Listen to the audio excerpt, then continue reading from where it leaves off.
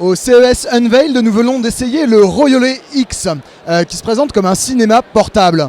Alors un cinéma portable, c'est ce qu'on voit ici, le concept n'est pas radicalement nouveau, c'est des écouteurs et un masque qui vient se placer devant les yeux avec un écran et on y regarde ces films. C'est censé être très bien pour le train, l'avion ou tous les moments où on peut s'isoler et regarder un film.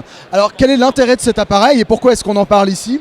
C'est que cette société qui est à la fois chinoise et américaine et qu'on ne connaît pas, c'est une jeune start-up qui a environ 3 ans, travaille sur les affichages et elle affirme avoir mis au point un écran OLED qui permettrait de retrouver une densité d'affichage de l'ordre de 3300 points par pouce. Donc ce serait comme un écran de smartphone qu'on regarderait de très très près.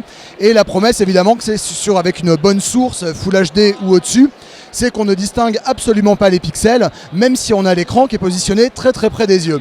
Et quand on l'essaye, force est de constater que ça fonctionne plutôt pas mal. C'est comme si on regardait une télé haute définition ou ultra haute définition, un grand écran, mais malheureusement cet écran il n'est pas collé aux yeux. C'est comme si vous étiez à 4 ou 5 mètres d'un écran de 50 ou 60 pouces dans votre salon.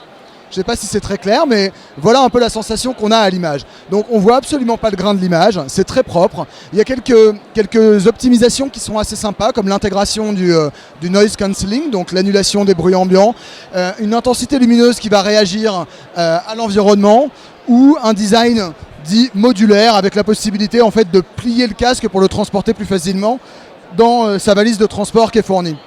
Alors on aime bien l'idée. Maintenant c'est un produit qui est commercialisé à 699 $ en Chine et en Europe, donc c'est très cher.